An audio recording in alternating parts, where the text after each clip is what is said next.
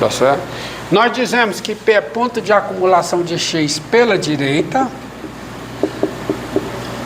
quando o intervalo P, quando um intervalo desse tipo, PP mais delta, ó, se o delta é positivo, o intervalo PP mais delta é um intervalinho que é um intervalo aberto que está todo à direita de P.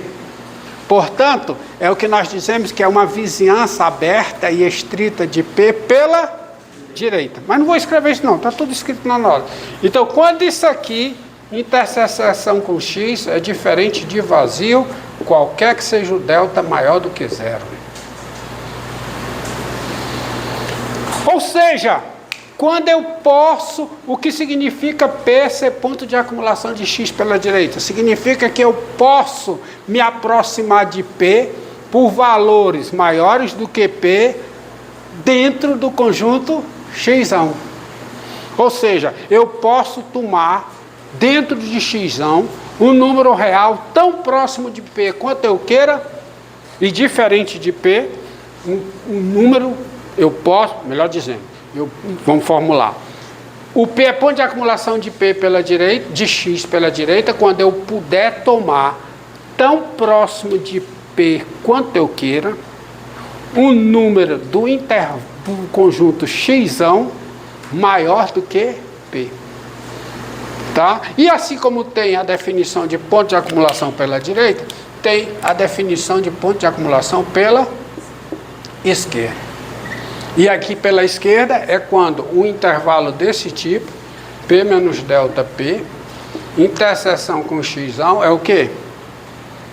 É diferente do vazio, qualquer que seja delta menor do que zero.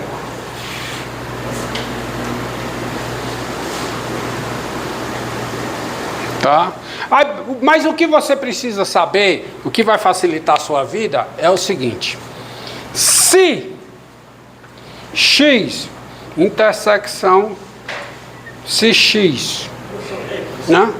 Esse zero, tipo, por que zero? Não seria maior que P, não? Ou qualquer que seja delta maior do que zero. É isso aqui? Não, isso aqui, o que eu coloquei, primeiro é qualquer que seja delta maior do que zero. Aqui é P menos delta P. Porque esse intervalo, ó. Os dois não são maiores do que zero? Os dois são maiores do que zero. Porque o primeiro intervalo, os dois são maiores que zero. O primeiro intervalo é o intervalo P mais delta. Está aqui. Esse intervalo aqui. E o segundo intervalo é o intervalo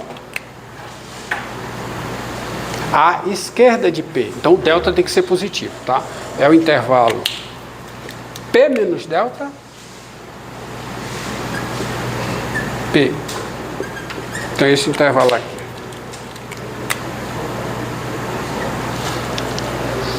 Tá certo? Entendido? Então o delta, o que estava errado ali era o delta, tá? Mas o que você precisa saber é o seguinte, ó. É o seguinte. Vamos ver aqui. Meu exemplo. Pegue o intervalo 0,2. Pegue X como sendo o intervalo aberto 0,2. Por exemplo, tá? Aqui, X é o intervalo aberto 0,2. Esse intervalo aberto aqui, 0,2. Começando no 0, terminando no 2. O 0 não está nesse intervalo, nem o 2 está. Agora me diga uma coisa. O 0 é ponto de acumulação desse intervalo, não é? Eu posso me aproximar de 0 dentro desse intervalo. Mas o 0 é ponto de acumulação pela direita. Porque eu posso me aproximar de 0 pela direita dentro desse intervalo. Me responda. O 0 é ponto de acumulação desse intervalo pela esquerda? Não, como é que eu vou me aproximar de 0 dentro desse intervalo pela esquerda? Tá. Porque se eu estou na esquerda, eu estou fora do intervalo. O 2 é ponto de acumulação desse intervalo pela esquerda. Eu posso me aproximar de 2 dentro desse intervalo pela esquerda. O 2 é ponto de acumulação pela direita? Não. Não. O 2 não é ponto de acumulação pela direita. O 0 é ponto de acumulação pela esquerda, pela direita. O 2 é ponto de acumulação pela esquerda.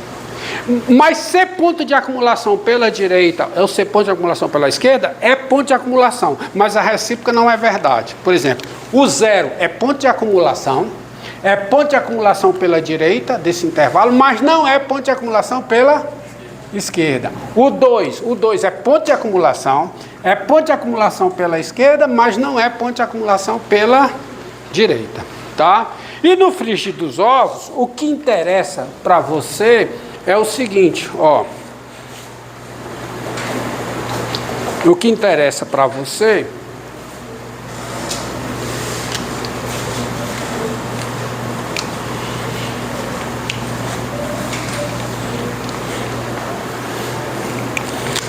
é saber o seguinte, se F está definida,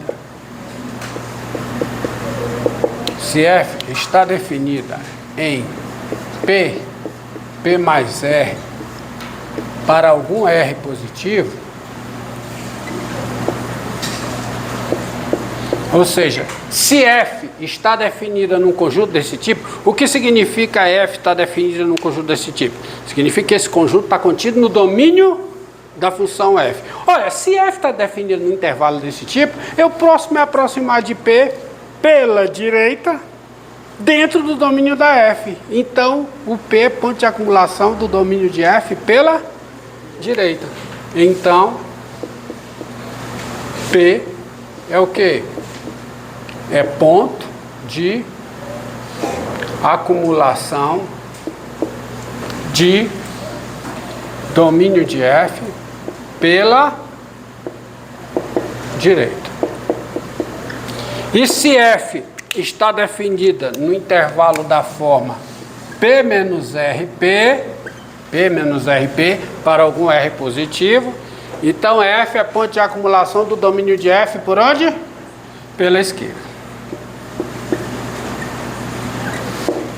Tá? E aí vem a seguinte definição, que o que importa é que depois da definição valem todas as propriedades operatórias do limite para o que eu chamo de limite total, que é o limite que não tem ideologia. É o limite que eu não quero saber se é limite pela direita ou pela esquerda, tá? E a palavra direita e esquerda, agora eu falei, ó, YouTube, não tem ideologia não, viu? Direita é maior, esquerda é menor, tá certo? Então vamos lá, definição. Hã?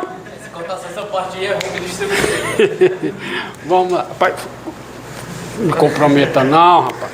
Tá? Me comprometa não, rapaz. Não mexa com coisa séria não. Vamos lá. Sejam F uma função. Então, P um ponto de acumulação de domínio de F pela direita, significa o quê? Como é que você tem que pensar quando você vê isso? Significa que eu posso me aproximar de P dentro do domínio de F por valores maiores do que P. E L um número real. Nós dizemos, já eu vou chegar na minha funçãozinha, tá onde? Tá ali, não esqueci dela não, tá? Isso tudo é para tratá-la. Dizemos que L é limite de f de x com x tendendo a P pela direita,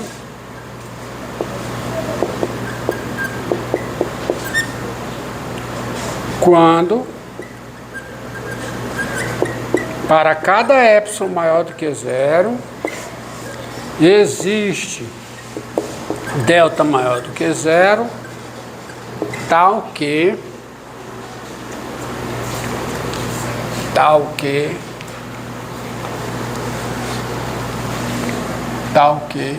x no domínio de f e x menos p maior do que zero, menor do que delta, implica f de x menos L menor do que F. Qual é a diferença do limite chamado limite total aqui nessa definição? É que aqui não tem módulo. Porque eu só preciso que a distância de x a p seja menor do que delta, com x maior do que? Com x maior do que? O que significa isso? X maior do que p. Presta atenção. X menos p maior do que zero significa... O que significa isso aqui? Que significa o L ser o limite de f de x com x tendendo a p pela direita. Significa que eu posso fazer o valor f de x ficar tão próximo de L quanto eu queira, bastando que para isso eu escolha o x suficientemente próximo de p e maior do que p. Tá? E tem uma proposição que diz o seguinte: se L e M são limites de f de x com x tendendo a p pela direita, então L é igual a M. Ou seja, não existem uma mesma função no mesmo ponto, não pode ter dois limites pela direita distintos. Por isso é que eu digo aqui o seguinte: neste caso,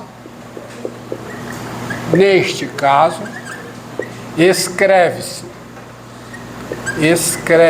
ou escrevemos assim, que L é o limite de f de x com x tendendo a p pela direita. X tendendo a p mais, x está tendendo a p por valores o quê?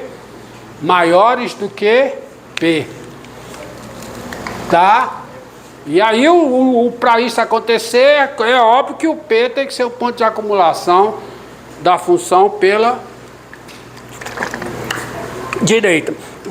Eu vou aproveitar isso aqui para botar, nós dizemos que L é limite f de x com x tendendo a p pela esquerda, quando para cada epsilon maior do que zero, existe delta maior do que zero, está o quê? Zero menor que p menos x menor do que delta, implica isso aqui. O que significa isso aqui? Eu posso fazer o valor f de x menos L ficar tão próximo de L quanto eu queira, bastando que para isso eu escolho o x suficientemente próximo de p e menor do que p. Tá? E nesse caso você escreve, o azul você escreve que L é o limite de f de x com x tendendo a p, aí bota um menosinho aqui. Agora, digo uma coisa para vocês: todas as propriedades do limite total, que é o limite sem ideologia, esse limite sem direita pela esquerda, elas valem para cada um dos limites laterais. Limite da soma é a soma dos limites, limite do produto é o produto dos limites. Tudo isso vale para o limite lateral. Vale até o teorema do limite positivo. Se o limite pela direita, se esse limite pela direita é um número positivo, então, numa certa vizinhança à direita de P, a função é toda positiva. Aliás, todos os valores da função são maiores do que L sobre 2. Vale para o negativo também. Vale para o limite pela direita e pelo limite pela esquerda. Então a intuição funciona.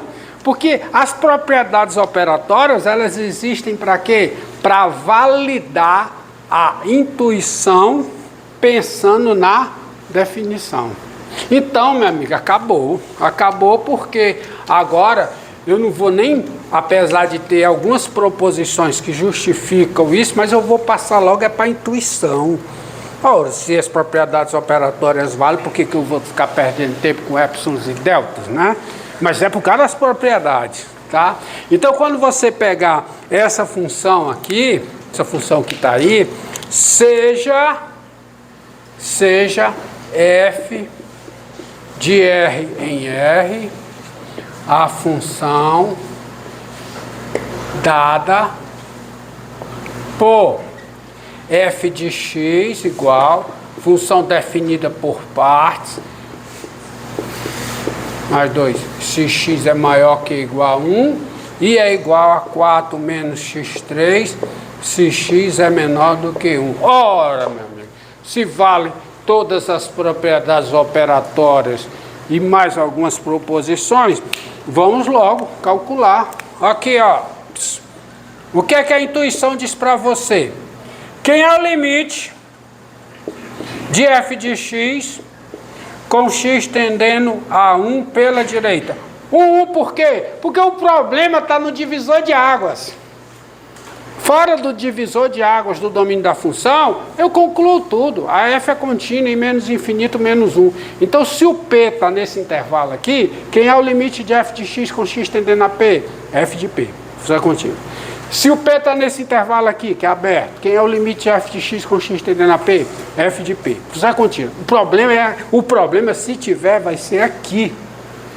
Mas aqui eu sei, porque eu sei dos limites laterais. Isso aqui é o limite de quem com x tendendo a 1 pela direita.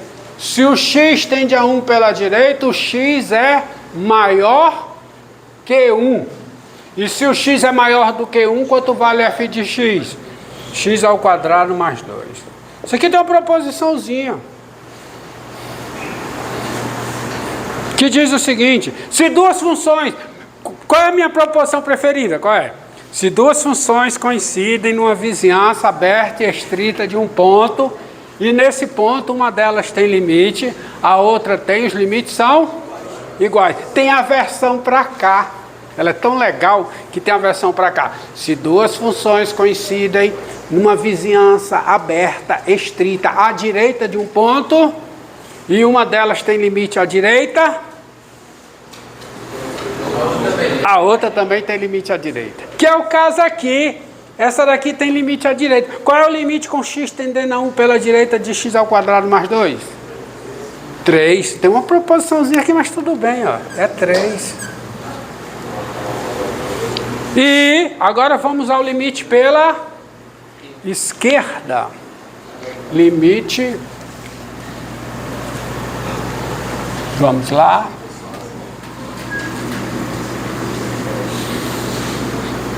E aí? Quanto tempo? Qual é o cuidado? Qual é o limite com x tende? Quando x tende a 1, qual é que você acha que é o limite de x ao quadrado mais 2? 3. E quem é limite de f de x com x tendendo a 1 pela esquerda? É o limite com x tendendo a 1 pela esquerda.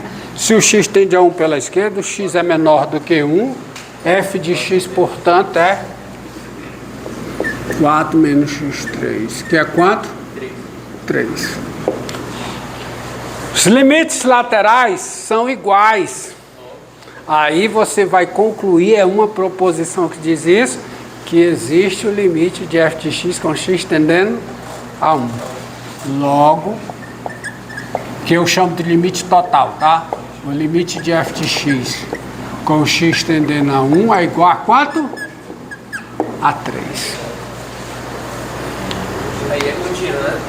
Aí ela é contínua, por quê? Porque quem é o 3? Quem é 3? Quem é 3? Quem é f de 1? Calcula por aqui. F de 1 é 1 ao quadrado mais 2, que é 3. Então esse aqui é o f de 1. Conclusão. Conclusão, a função é contínua em 1. Assim, f é contínua aonde? No 1. E como ela é contínua em toda, nesse intervalo, nesse no 1, ela é contínua em toda a reta. Se ela é contínua em toda a reta, ela é uma função contínua, que é o domínio dela, tá? Agora tem uma proposiçãozinha que justifica, que eu usei aqui, que é essa, que eu não vou demonstrar aqui para vocês, está demonstrada nas notas, ou não, eu acho que eu peço vocês demonstrarem. Sejam f uma função, tá vivo. Quanto tempo aí, meu garoto? Dá tempo aí. Vamos lá. Sejam, olha aí, está enquadrado. Sejam f uma função, p um número real e l um número real. Tá? Se f está definida numa quer dizer em alguma, numa vizinhança aberta e estrita de P, aberta e estrita de P, e uma vizinhança aberta e estrita de P tem a vizinhança pela direita e tem a vizinhança pela esquerda, ou seja, eu posso me aproximar de P tanto pela direita quanto pela esquerda dentro do domínio da função. Então, se f está definida numa vizinhança aberta e estrita de P, então o L é o limite de f de x com x tendendo a P, se e somente se, o L é o limite de f de x com x tendendo a P pela direita e também é o limite de f de x com x tendendo a P pela esquerda. Ou seja, se eu posso me aproximar de P pela direita e pela esquerda dentro do domínio da função, o L é o limite da função no P, se somente se, ele é o limite pela direita da função no P e também é o limite pela esquerda da função no P. E é aí que eu estou usando, é aqui que eu estou usando, ó. Aqui, esse logo é por causa desta proposição aqui. Então, quando você tiver esse negócio de divisor de águas, não tem outro jeito. Você, para calcular o limite, se é que existe, ou mostrar que o limite não existe, você tem que olhar para os limites laterais. São chamados limites laterais. Limite pela direita, limite pela esquerda. Vamos ver aqui, ó. Tem uma outra proposição, mas eu não vou nem listar, porque ela é muito intuitiva, que é essa. Se duas funções coincidem numa vizinhança aberta e estrita à direita de P, e uma delas tem limite lateral, a outra também tem, e os limites são iguais. E é isso que eu estou usando aqui. Porque quando eu chego aqui, ó, essa igualdade é por quê? Porque a função f e essa função polinomial, elas coincidem aonde? No intervalo menos infinito, no intervalo 1 mais infinito aberto. O intervalo 1 mais infinito aberto é uma vizinhança aberta e estrita à direita de P.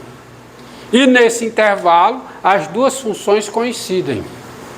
Só que essa tem limite pela direita. Por quê? Porque ela tem um limite total, é uma função polinomial. E se uma função tem um limite total, ela tem os dois limites laterais e os limites são iguais. Aí eu jogo essa proposição com essa que eu acabei de dizer. Tá certo? Então, a intuição funciona, ou seja, a intuição funciona, ela é garantida por uma proposição. E vai aqui e aqui. Então, vejamos um outro exemplo. Quanto tempo aí? Pronto. Para e...